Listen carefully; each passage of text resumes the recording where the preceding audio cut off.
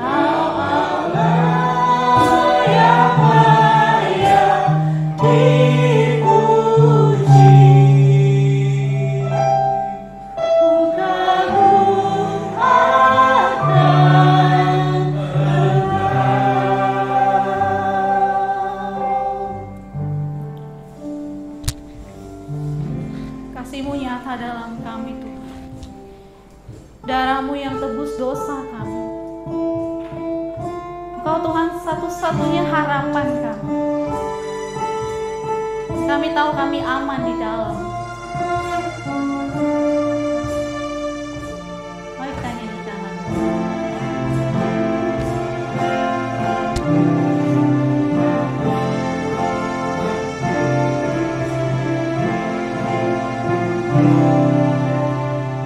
Kasih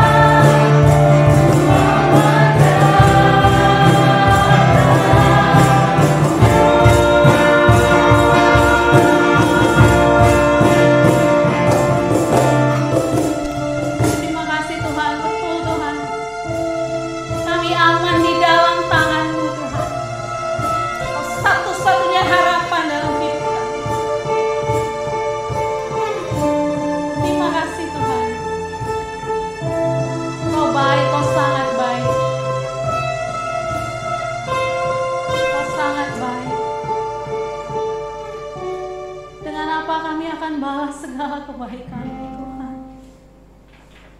Kecuali kami mau mempersembahkan hidup kami, tubuh kami sebagai persembahan yang hidup, yang kudus, yang berkenan kepadamu.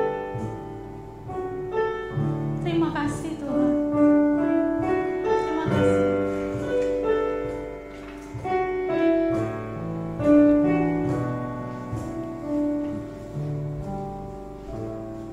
Kau Allah yang setia.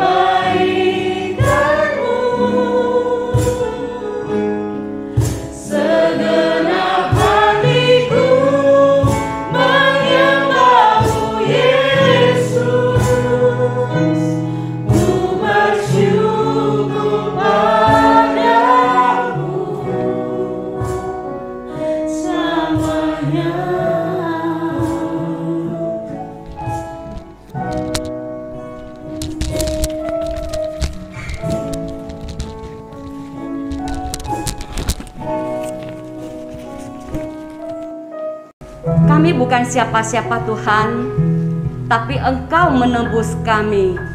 Darah-Mu tercurah untuk mengampuni dosa-dosa kami. Sekarang kami jauh dari murka Allah karena pengorbanan-Mu.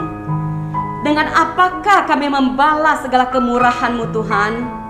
Kami mau dengan segenap hati kami, totalitas kami mau serahkan dalam tangan-Mu. Bukan hanya dengan perkataan, tapi dengan sungguh-sungguh kami lakukan. Kami akan mendengarkan sabda-Mu. Berilah kami dengan rendah hati untuk merenungkan melakukan firman-Mu. Roh Kudus hadir di tengah-tengah kami, baik yang di sini ataupun yang akan mendengarkannya kelak. Tuhan yang menolong. Terima kasih Tuhan. Di dalam nama Tuhan Yesus kami alaskan doa ini. Amin.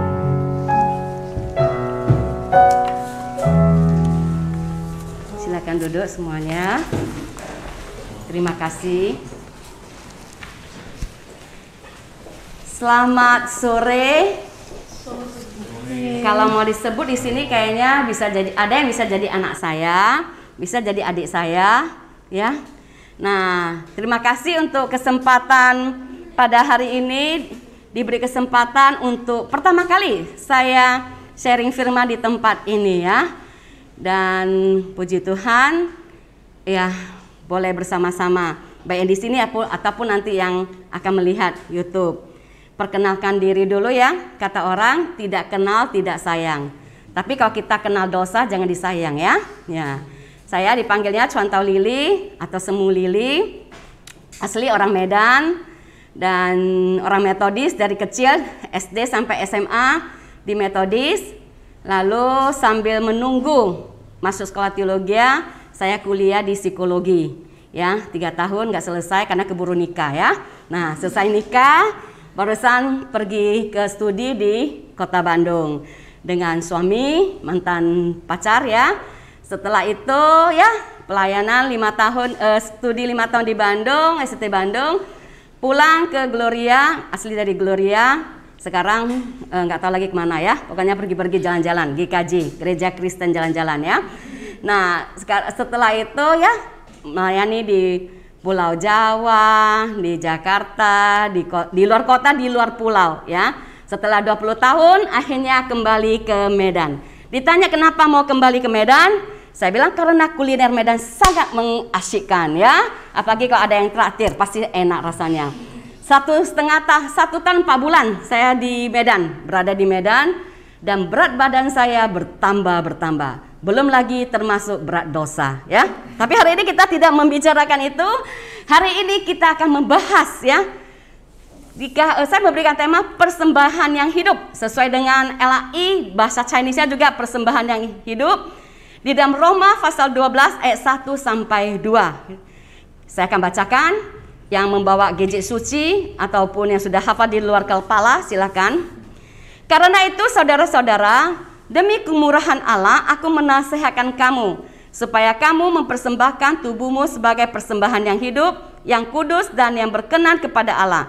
Itu adalah ibadahmu yang sejati. Janganlah kamu menjadi serupa dengan dunia ini, tetapi berubahlah oleh pembaharuan budimu, sehingga kamu dapat membedakan manakah kehendak Allah, apa yang baik, yang berkenan kepada Allah, dan yang sempurna. Saudara-saudara semua, ada seorang pemuda, dia merantau ke suatu kota. Di dalam perantauannya itu, karena dia dari desa, dia datang ke kota, dia melihat kemilau kota. Akhirnya tujuannya untuk kuliah, untuk bekerja menjadi sirna. Kenapa? Dia menikmati kenikmatan kota, akhirnya dia menjadi gelandangan. Kenapa? Karena dia mengikuti arus yang tidak baik, narkoba, dan akhirnya menjadi pemulung di suatu tempat. Dan karena seringkali dia tidak dapat memulung, akhirnya dia menjadi gelandangan. Betul-betul hidupnya sangat boleh dikatakan pemuda ini yang mempunyai harapan yang cerah, tapi akhirnya menjadi seorang pemulung dan sangat mengenaskan ya. Satu hari seorang bapak melihat anak itu, pemuda itu. Dia berbelas kasihan, lalu dia memungut anak ini. Dia bertanya, mau nggak kamu tinggal di rumah saya? Dan tentu saja ini peluang yang sangat baik, dia menerima. Bukan hanya diterima sebagai tinggal di rumah, tapi disekolahkan. Tapi dengan satu syarat, dia harus berubah. Dan apa yang terjadi memang anak itu berubah menjadi lebih baik. Satu hari bapak itu sakit dan tidak ada yang bisa meneruskan pekerjaannya karena mudik ya, lebaran mau pulang ya. Jadi tidak ada yang meneruskan pekerjaannya. Pertanyaannya, apakah anak pemuda ini akan membantu bapak itu atau hanya diam aja? Sebagai orang yang berhutang budi, ya sudah mendapatkan begitu banyak kebaikan, anak ini mengatakan, "Bapak tinggal di rumah, biarkan saya meneruskan pekerjaan Bapak." Saudara-saudara semua, kita melihat ya, seorang manusia, anak muda ini bisa berbalas budi karena dia sudah mendapatkan pertolongan. Kita ini sudah mendapatkan banyak kemurahan-kemurahan dari Allah.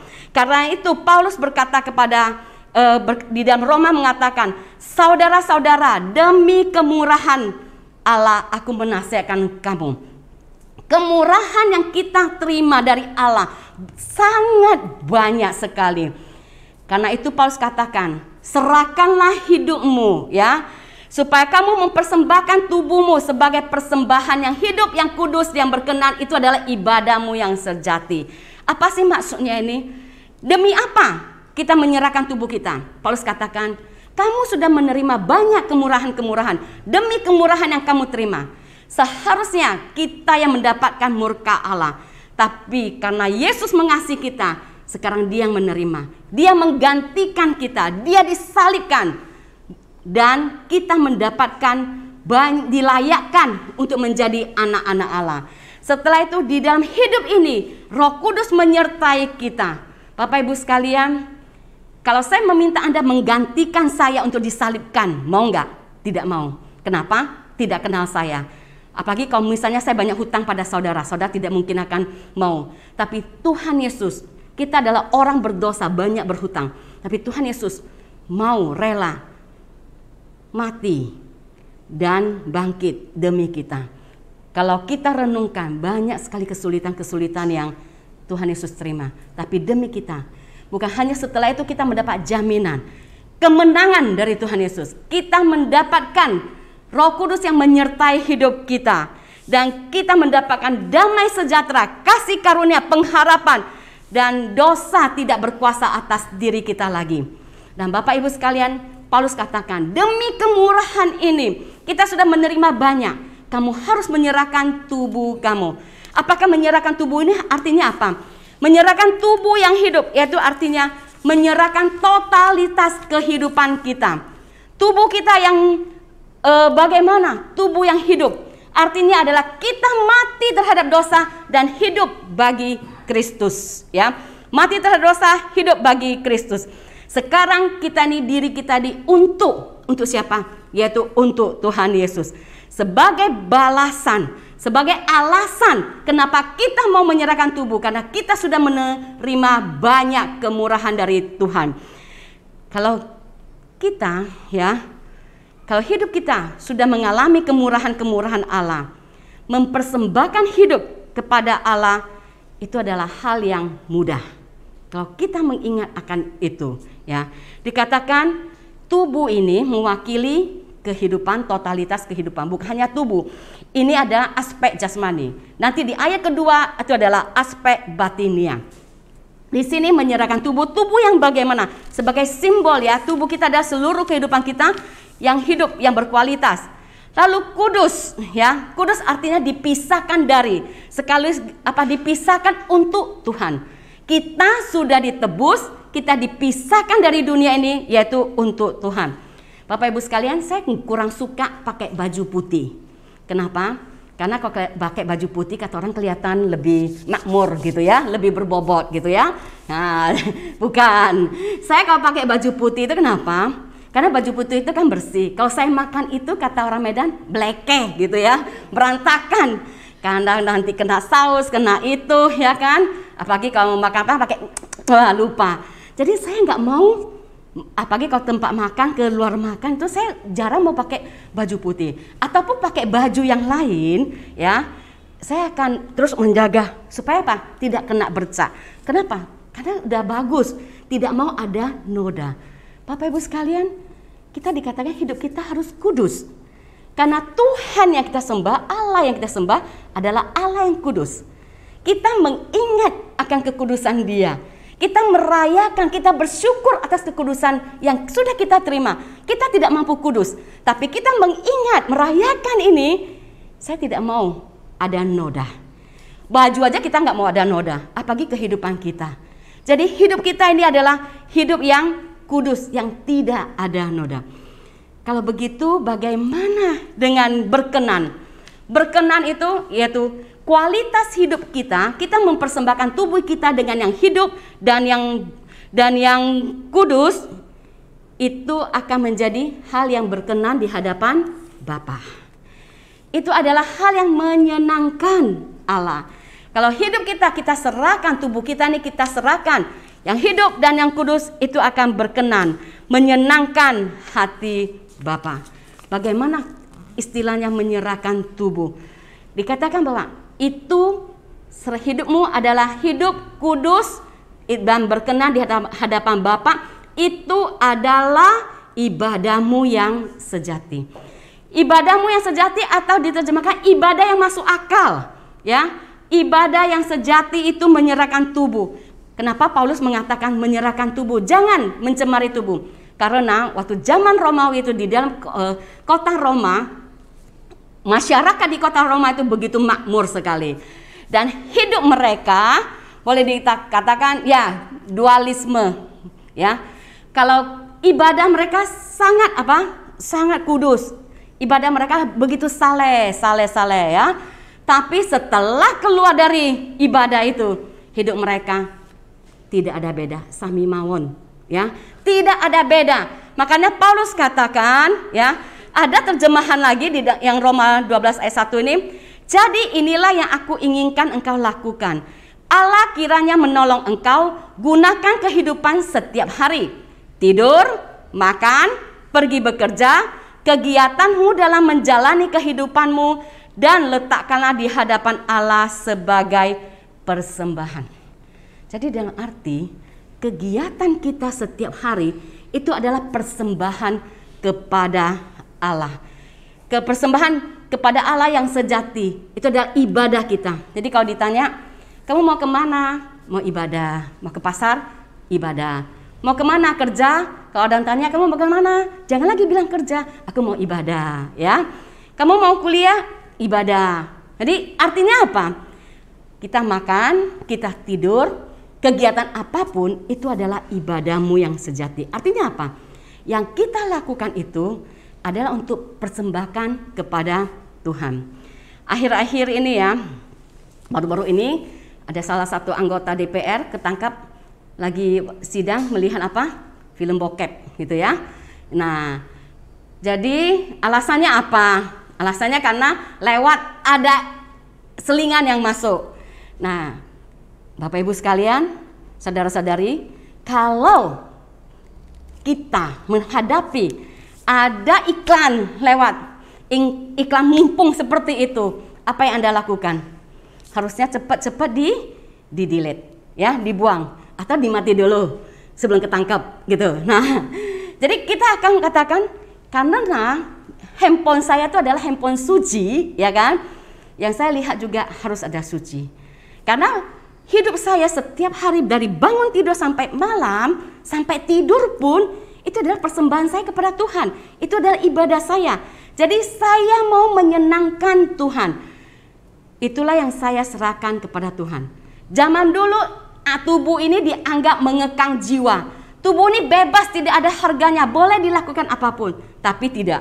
Di dalam Paulus katakan bahwa tubuh kita ini, seluruh kehidupan kita, totalitas kehidupan kita itu adalah ibadah kita kepada Tuhan. Bapak Ibu sekalian, di sini suka lihat drakor enggak? Drama Korea? Atau ada yang game? Ya, saya lihat kadang-kadang.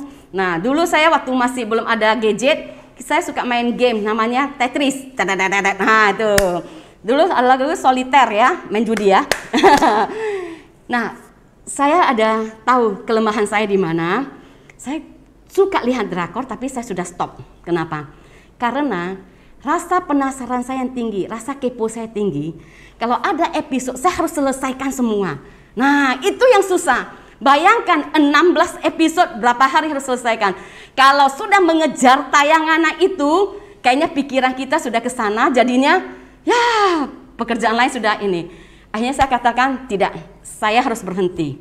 Jadi kalau ada yang tawarin yang bagus-bagus, jujur saya tanya anak saya, filmnya bagus nggak? Bagus. Sudah ada endingnya belum? Ada. Endingnya happy atau enggak?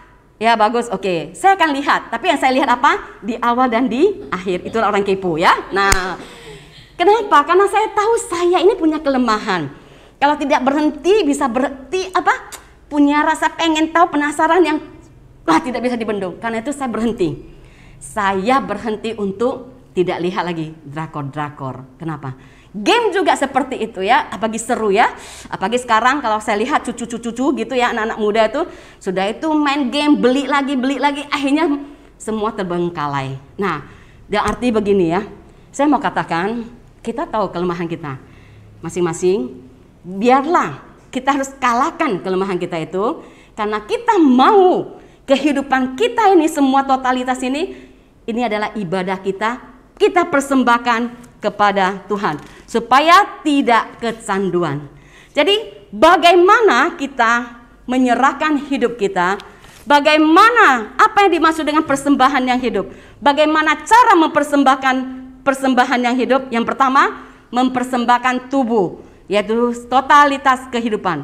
Mengapa kita mempersembahkan tubuh?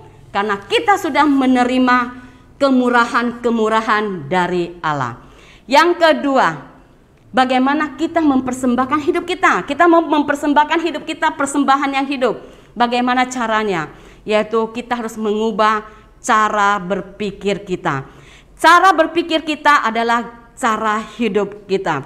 Di dalam Roma pasal 12 ayat 2 dikatakan, janganlah kamu menjadi serupa dengan dunia ini, tetapi berubahlah oleh pembaharuan budimu, sehingga kamu dapat membedakan manakah kehendak Allah, apa yang baik, yang berkenan kepada Allah dan yang sempurna. Di sini ditekankan apa? Jangan kita menjadi serupa dengan dunia. Yang kedua, berubahlah dengan pembaharuan budimu. Saudara-saudari sekalian, ini Paulus mengingatkan jemaat di Roma. Dia katakan ini orang-orang Romawi, orang-orang di Roma itu hidupnya itu begitu duniawi sekali. Mereka sangat menyesuaikan kehidupan dunia, ya. Karena itu Paulus katakan, jangan, kamu harus berubah. Perubahan gaya hidupmu, dari cara pandangmu, cara hidupmu. Katakan apa? Di sini perubahan pembaharan budi itu artinya metamorfosis, yaitu seperti ke kupu-kupu ya. Dari ulat ke pompong menjadi kupu-kupu. Masih ada temannya ya. Teman kita kan kupu-kupu ya. Jadi dari ulat jadi menjadi kepompong, akhirnya menjadi kupu-kupu. Lagu itu masih ingat enggak? Masih ingat ya, berarti kita seumuran ya, masih tahu ya. Nah, jadi saudara-saudari semua, di sini katakan kamu harus berubah. Ada pembaharuan, metamorfosis dari ulat menjadi kupu-kupu. Siapa di sini suka ulat? Ulatnya enak. Ada ya kalau di sana ulatnya gemuk, enak dimakan, itu ya sagu ya, ulat sagu. Tapi di sini ulat itu kita tahu ya, menjijikkan ya. Ulat itu ya beda dengan kupu-kupu ya. Kalau ulat makan terus makan terus ya. Terus dia apa? Tidak menghasilkan apa-apa. Dia tidak bisa, belum jadi kepompong dia pasti ini. Di sini katakan bahwa ulat itu ya makannya daun. Kalau kupu-kupu sudah bisa terbang. Kalau kupu-kupu makannya apa? Yaitu sari-sari ya, bunga ya, nektar atau namanya istilahnya ya. Kalau ulat itu rakus sekali. Tapi kalau kupu-kupu itu anggun ya. Ulat itu bergeraknya lambat, sedangkan kupu-kupu itu cepat. Jadi ada perbedaan yang besar sekali ya. Nah, sekarang banyak orang Kristen yang menjadi ulat gemuk. Kenapa dikatakan ulat gemuk? Karena semasa pandemi ini banyak yang pakai Zoom ya, ibadah, terus banyak di-upload ke YouTube di mana-mana. Jadi secara online orang dengan mudah mengakses berita-berita, info-info, juga firman Tuhan yang boleh dikatakan mudah sekali. Mereka sangat rohani, sehari bisa ikut 5 ibadah. Pagi ikut, enak, bagus. Kalau nggak cocok, ganti channel. Nggak cocok ganti. Jadi sehari bisa ikut banyak ibadah. Dan banyak orang belajar. Tapi akhirnya menjadi apa? Ulat yang gemuk. Mereka makan terus dan berhenti menjadi ulat gemuk rohani. Sekarang sudah mulai onsite, sudah mulai ibadah. Banyak yang masih tidak mau datang ke gereja. Kenapa? Masih nyaman ya di rumah saja. Ya, kita lihat tuh, Paulus tidak menginginkan seperti itu. Apa yang sudah kita terima, kita jangan menjadi sombong rohani. Kita tahu semua, tapi tidak melakukan. Paulus ingin katakan, kamu sudah menerima kemurahan hati Allah, terima apa? Serahkanlah hidupmu, dipakai oleh Tuhan. Kamu jangan jadi ulat yang tahu makan terus, ya kan? Tapi tidak berubah. Di sini ada pembaharan budi. Cara pandang kita harus berubah. Jangan lagi seperti dunia. Bagaimana cara pandang duniawi? Dulu saya masuk IPS ya. Nah, prinsip ekonomi adalah mengeluarkan modal sedikit-dikitnya, mendapatkan untung sebanyak-banyaknya. Orang Kristen juga seperti ini. Tuhan, aku mau berkat-berkat-Mu yang banyak, tapi untuk melayanimu, untuk menyerahkan kepadamu, sedikit aja. Ini namanya cuan. Saya mau cuan Tuhan. Nah, kita tidak dipanggil seperti itu. Tapi kita dipanggil untuk menyerahkan hidup kita sebagai persembahan yang hidup. Pakailah Tuhan, ini diriku. Dari pagi sampai malam, bukan hanya di gereja, tapi keluar dari gereja pun saya tetap melayani. Itu adalah pelayananku. Dan Tuhan, saya jangan menjadi orang yang kepala saya besar, banyak ilmu pengetahuan saya, apapun banyak, tapi hati saya kecil. Tidak mau melayani, tidak mau dipakai oleh Tuhan. Hanya mau seperti ulat, tidak mau berubah menjadi kupu-kupu yang indah. Jadi saudara-saudari semua, hari ini perubahan hidup kita harus dimulai. Kalau ada yang tidak baik, kita harus ubah, dibentuk. Pernah nggak lihat semangka bentuknya? Semangka bentuknya bulat ya. Bayangkan wajah saya bulat nih, semangka ya, gitu ya. Orang Jepang mereka membuat semangka yang bentuknya segi empat. Pernah nggak lihat? Saya pernah melihat, takjub sekali. Bagus, kenapa?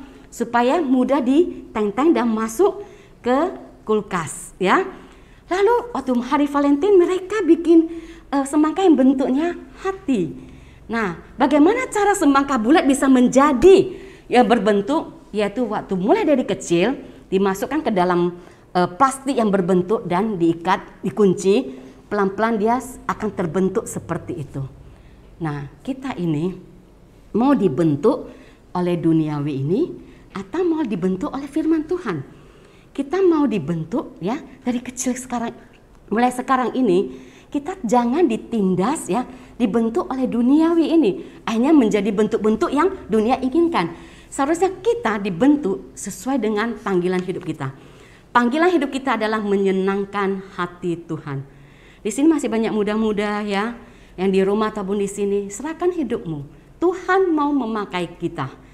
Siapapun Anda, kita sudah ditebus karena kemurahan Tuhan, demi kemurahan Tuhan. Mari kita serahkan hidup kita, seluruh tubuh jiwa kita serahkan pada Tuhan. Mengubah pola pikir kita yang tidak benar menjadi benar sehingga menyenangkan hati Tuhan. Dengan demikian Tuhan menjadi senang dan Tuhan juga mengatakan Dia mau memakai kita. Kita dengan ucapan syukur, bukan dengan terpaksa kita melayani. Tapi saya katakan karena saya sudah ditebus, saya dengan sukacita. Pikiran saya ini mau diubah. Saya mau setiap kali bangun pagi saya mengucap syukur karena saya adalah orang yang mendapatkan kemurahan. Dan saya karena sudah mendapatkan kemurahan Allah, saya mengubah pola pikir saya, tidak mau dengan dunia, saya harus belajar firman Tuhan. Bukan hal-hal duniawi itu, bukan hal-hal yang lain. Saya beritahu kepada anak saya 2 di Jakarta ya. Saya katakan mereka kerja di sana meniti karir ya. Nah, 2 cewek, jadi mereka sewa apartemen di sana. Saya katakan kepada mereka, soalnya anak muda, jujur, ya saya juga pernah muda ya kan. Nah sekarang masih muda juga ya. Jadi suka sekali mereka mengikuti ya ibadah-ibadah yang kontemporer. Saya tidak menentang. Saya katakan saya juga ikut. Saya beberapa kali menemani anak saya ikut ibadah. Dan setelah dia khotbah, saya katakan ke anak, apa yang kamu dapatkan? Setelah beberapa kali kita mengikuti itu, hanya katakan mereka lebih banyak ambil ayat, comot sana sini, tidak menerangkan. Dan terus banyak yang motivator. Kita rasanya, wih bagus ya bagus. Lalu kita ganti ikuti yang ibadah, karena waktu itu kan pandemi kita nggak bisa ke gereja ya kan. Jadi kita lihat di rumah waktu itu. Jadi di sana kita pakai kita lihat, kita ibadah memakai yang ini. Akhirnya mereka tahu, oh ini ajaran yang benar. Saya bilang memang agak berat tapi kamu ini. Nah sekarang kalian sudah kembali ke Jakarta. Barusan 2 minggu yang lalu mereka balik ke Jakarta. Saya katakan kalian harus tahu ya, mama papa tidak di samping kalian. Kalian hidup berjuang di kota ya. Dan begitu banyak godaan. Ingat, hidup kalian itu sebelum kamu melakukan apapun, ingat, berkenan di hadapan Tuhan. Tanya dulu, sesuai nggak kehendak Tuhan. Lalu ingat, kalian sudah menerima ajaran yang benar.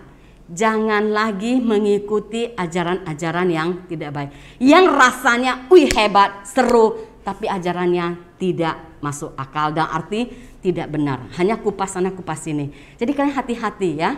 Jangan ikut-ikut sana sini. Itu untuk selingan melihat oke, tapi ingat, yang penting kalian firman Tuhan. Selain itu kalian beribadah mendapatkan firman Tuhan yang benar, kalian sendiri juga harus membaca firman Tuhan. Jadi saudara-saudari, kita nggak bisa menghindari dunia ini. Kita harus mempertahankan diri kita, yaitu dengan apa? Firman Tuhan. Kita baca, kita gali, kita ya, dan kita lakukan. Setiap hari atau setiap minggu komitmen kita, ambil satu ayat dan dihafalkan. Karena Roh Kudus akan memimpin kita, menolong kita untuk mengingatkan kita pada saat kita butuh. Kadang-kadang jujur kalau soal menghafal, soal angka-angka itu ayat-ayat kadang saya lupa ya, angka-angka. Tapi kalau soal uang saya nggak lupa angka-angkanya ya. Nah, kadang saya lupa ayat itu ada di mana. Tapi ayat itu berbicara seperti ini. Itu Roh Kudus mengingatkan kita. Bukan Roh Kudus yang menghafalkan untuk kita, tapi karena kita hafal, kita ingat ya ada ayat itu walaupun angkanya nggak tahu, tapi Roh Kudus mengingatkan kita, menegur kita, menguatkan kita. Jadi serahkanlah hidupmu dan cara pandangmu. Jangan lagi mengikuti cara pandang dunia. Kalau pandang dunia yaitu prinsip ekonomi, dan cara pandang dunia adalah sebebas-bebasnya. Semua orang bebas bersuara, semua orang boleh melakukan apapun.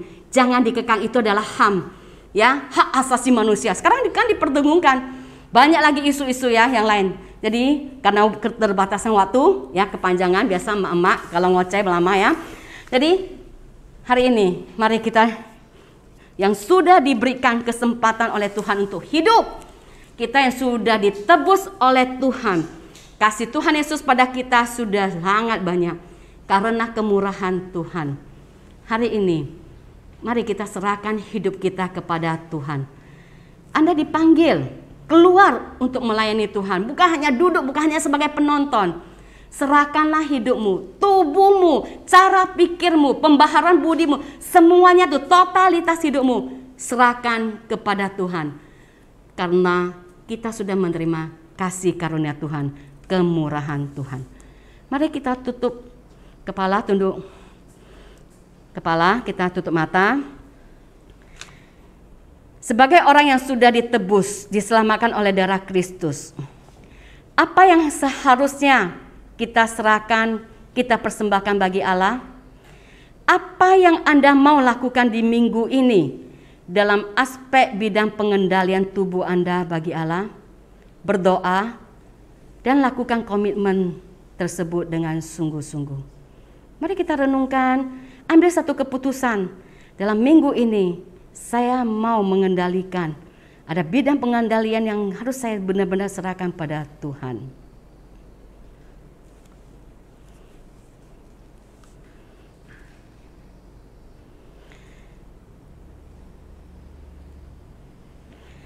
Tuhan, terima kasih untuk waktu yang singkat ini kami boleh diingatkan kembali. Banyak kemurahan yang sudah kami terima. Kami hidup karena kemurahan-Mu. Kami dibebaskan dari murka Allah karena Engkau. Terima kasih Tuhan.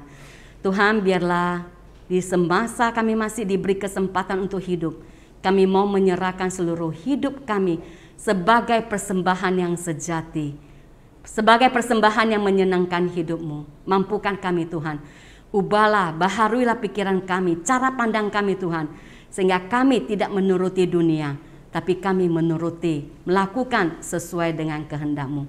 Mampukan kami Tuhan, dan kami tahu Tuhan, Engkau akan memampukan kami. Biarlah kami menyerahkan hidup kami untuk Engkau pakai Tuhan, dimanapun kami berada. Biarlah Kau pakai kami, boleh memuliakan nama-Mu, menyenangkan hati-Mu Tuhan. Tolong kami Tuhan. Terima kasih Tuhan untuk kesempatan yang Kau berikan pada kami, untuk kemurahan kasih karunia yang Kau berikan pada kami. Kami mau mempersembahkan persembahan yang hidup di hadapan-Mu. Terima kasih Tuhan. Di dalam nama Tuhan Yesus kami berdoa. Amin. Terima kasih. Mari saudara kita berdoa. Bapa, kami bersyukur untuk kebaikan Tuhan. Kami bersyukur untuk cinta kasih Tuhan. Cinta-Mu tanpa syarat. Cinta-Mu tulus. Kau begitu murni mengasihi, menerima kami, memulihkan kami, menyertai kami. Dan hari ini kami membawa persembahan kami. Kami mempercayakannya. Hamba juga mau berdoa memberkati seluruh jemaat Tuhan. Memberkati saudara-saudari yang dikasihi, yang diterima. Biarlah Tuhan menolong setiap usaha kami, studi kami, perkuliahan kami. Sertai kami sebagaimana Engkau menyertai hamba-hamba-Mu. Engkau menyertai nabi-nabi-Mu. Engkau menyertai orang-orang kudus-Mu. Demikianlah kami juga sebagai orang-orang kudus Allah.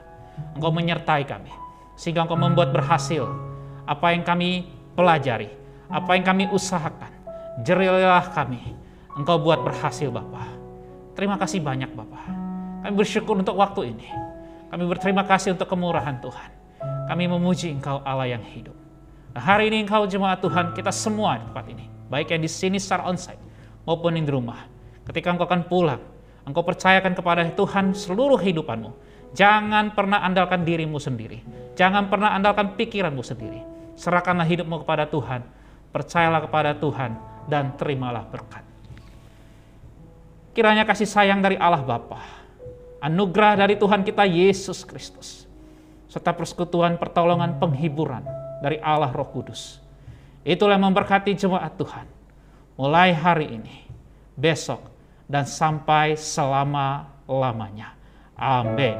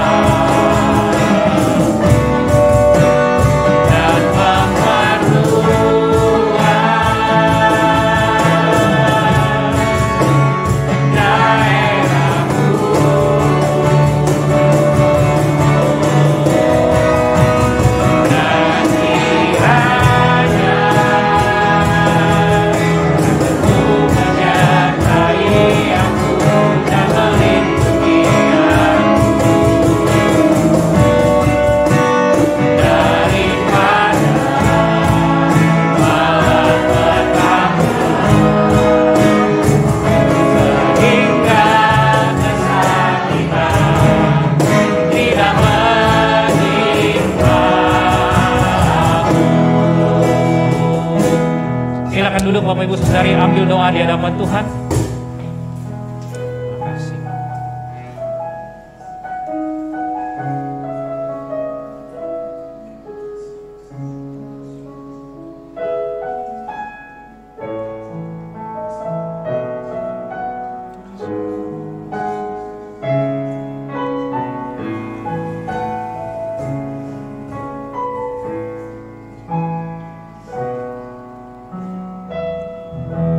Amin. Boleh bilang Bapak Ibu Saudari kiri kanannya, selamat hari Minggu, Tuhan Yesus memberkati. Memberkati.